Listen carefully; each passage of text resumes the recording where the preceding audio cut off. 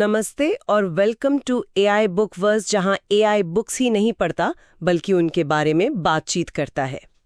आज हम accountancy text book के पहले चैप्टर इंट्रोडक्शन टू अकाउंटिंग को ज़रा करीब से देखने वाले हैं।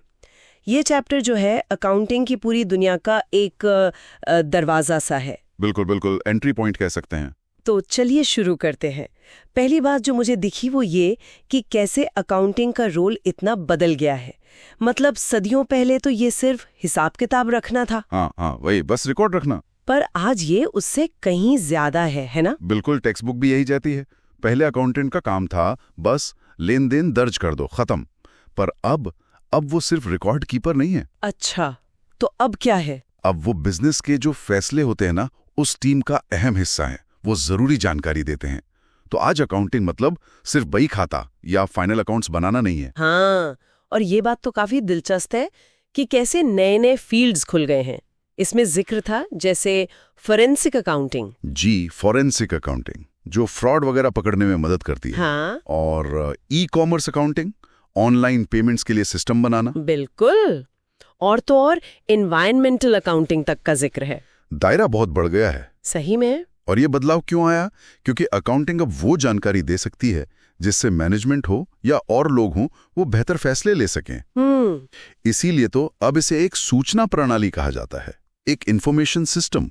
सूचना प्रणाली, इंफॉर्मेशन सिस्टम, ठीक है। हाँ, मतलब एक ऐसा सिस्टम जो बिजनेस की आर्थिक जानकारी, फाइनेंशियल इंफॉर्मेशन उसे इकट्ठा करता है, प्रोसेस करता है और फिर उन लोगों तक पहुंचाता है जिनके फैसलों का असर कंपनी पर पड़ता है, यूजर्स तक। अच्छा, तो मतलब ये सिर्फ नंबर लिखना नहीं है, ये तो जानकारी का पूरा आदान प्रदान है। बिल्कुल। चैप्टर में 2 परिभाषाएं भी दी हैं, एक 1941 की AICPE की और दूसरी 1966 की AAA की, जी, American Institute of Certified Public Accountants और अमेरिकन अकाउंटिंग एसोसिएशन। जी, हाँ, दोनों का निचोड़ तो यही लगता है कि ये लेन देन को रिकॉर्ड करना, क्लासिफाई करना, समराइज करना और फिर नतीजों को समझाना। हाँ, या फिर यूं कहिए कि आर्थिक जानकारी को पहचानना, मापना और कम्युनिकेट करना, ताकि यूजर्स सोच समझ कर फैसले ले सकें। बिल्कुल वही मुख्य उद्देश्य है। हाँ, क्या इन दोनों परिभाषाओं में कोई खास फर्क है जिस पर ध्यान देना चाहिए?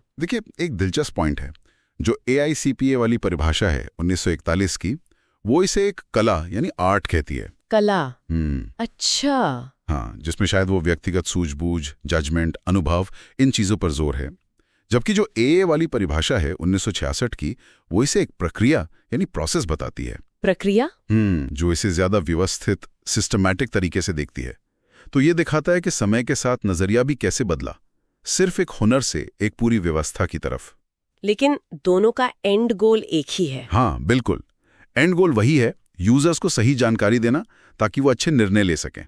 अच्छा, और इन परिभाषाओं में आर्थिक घटनाओं यानी इकोनॉमिक इवेंट्स का जिक्र है। इसका क्या मतलब हुआ? आर्थिक घटना मतलब कोई भी ऐसा लेन देन, कोई ऐसा नतीजा जिसका असर कंपनी की फाइनेंशियल पोजीशन पर पड़े और जिसे पैसों में मापा जा सके, ये जरूरी है। जैसे कोई उदाहरण? हाँ, टेक्स्ट बुक में अच्छा उदाहरण है। मान लीजिए कंपनी ने मशीन खरीदी, फिर उसे फैक्ट्री तक लाएं, इंस्टॉल किया, प्रोडक्शन के लिए तैयार किया। ठीक है। तो ये पूरी जो प्रक्रिया है, इसमें कई सारे फाइनेंशियल लेन देन शामिल है। मशीन खरीदना, ट्रांसपोर्ट का खर्चा, इंस्टॉलेशन चार्जेस, ये सब आर्थिक घटनाएं हैं। अच्छा, तो ये घटनाएं सिर्फ बाहर वालों के साथ होती हैं, जैसे मशीन खरीदी तो बाहर वाले से? नहीं, दोनों तरह की हो सकती हैं, बाहरी भी, आंतरिक भी। आंतरिक कैसे? जैसे मान लीजिए कंपनी के स्टोर डिपार्टमेंट से कच्चा माल प्रोडक्शन डिपार्टमेंट को इशू किया गया। ये कंपनी के अंदर ही हुआ, लेकिन है तो आर्थिक घटना, क्योंकि माल की वैल्यू है वो एक जगह से दूसरी जगह गया। समझ गई। ठीक है, तो ये सारी जानकारी, ये परिभाषाएं, ये आर्थिक घटनाएं, ये सब किसके लिए हैं? मतलब कौन है इसके यूजर्स? हाँ, ये बहुत जरूरी सवाल है। चैप्टर इन्हें मोटे तौर पर 2 ग्रुप्स में बांटता है। कौन कौन से? आंतरिक उपयोगकर्ता मतलब इंटरनल यूजर्स, और बाहरी उपयोगकर्ता मतलब एक्सटर्नल यूजर्स। आंतरिक यानी कंपनी के अंदर के लोग? बिल्कुल, जैसे CEO हो गए, finance manager, vice president, production supervisor, sales head, ये सब। और इन्हें जानकारी क्यों चाहिए? इन्हें चाहिए रोजमर्रा के काम के लिए। प्लानिंग करने के लिए, कंट्रोलिंग के लिए, कंपनी के अंदर के फैसले लेने के लिए, जैसे प्रोडक्शन कॉस्ट कितनी आ रही है, सेल्स टारगेट पूरे हो रहे हैं या नहीं, इस तरह की चीजें। ठीक है। और बाहरी उपयोगकर्ता, वो कौन हुए? बाहरी मतलब कंपनी के बाहर के लोग, लेकिन जिनका कंपनी में कोई ना कोई इंटरेस्ट है, कोई हित जुड़ा है।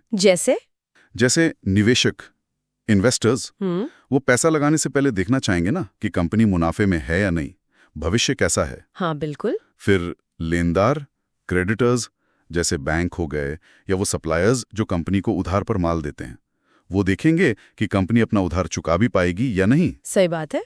और कौन? टैक्स अथॉरिटीज हो गई, सरकार, उन्हें टैक्स कैलकुलेट करना है। नियामक एजेंसियां, रेगुलेटरी एजेंसीज, जैसे भारत में सेबी है, स्टॉक मार्केट को रेगुलेट करती है, या कंपनी रजिस्ट्रार, वो देखते हैं कि कंपनी सारे नियम कानून मान रही है या नहीं। ग्राहक भी हो सकते हैं। हाँ बिल्कुल, ग्राहक भी बाहरी उपयोगकर्ता हो सकते हैं, खासकर अगर कोई बड़ी डील कर रहे हो या लंबे समय के लिए जुड़ना चाहते हो, वो कंपनी की स्थिरता देखना चाहेंगे। अच्छा, तो मतलब बाहरी उपयोगकर्ता बहुत सारे हैं और सबके अपने अपने कारण हैं जानकारी जानने के।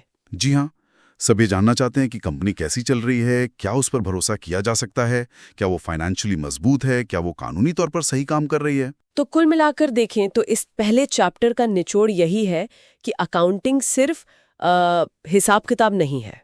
नहीं, बिल्कुल नहीं। ये तो बिजनेस की भाषा है एक तरह से। हाँ, बहुत अच्छा कहा आपने, ये बिजनेस की भाषा है जो फाइनेंशियल जानकारी को सही लोगों तक पहुंचाती है, चाहे वो कंपनी के अंदर हो या बाहर, ताकि वो अहम फैसले ले सकें। बिल्कुल। और ये सब समझने के बाद एक सवाल मन में आता है, शायद टेक्स्ट बुक पढ़ने वाले के मन में भी आता होगा। क्या? कि अगर अकाउंटिंग इतनी जरूरी है, इतनी अहम है और फैसलों पर इतना असर डालती है, तो क्या हर किसी को, मतलब चाहे वो सीधे बिजनेस में हो या ना हो, क्या उसे इसकी थोड़ी बहुत मतलब बेसिक समझ होनी चाहिए? ये तो सोचने वाली बात है वाकई। हाँ, चलिए, ये सवाल हम अपने सुनने वालों के लिए छोड़ते हैं। अगर ये वीडियो पसंद आई हो तो लाइक करें, चैनल को सब्सक्राइब करें और इसे अपने दोस्तों के साथ शेयर करें। शुक्रिया। AI बुकवर्स देखने के लिए। मिलते हैं अगले बुक एडवेंचर में।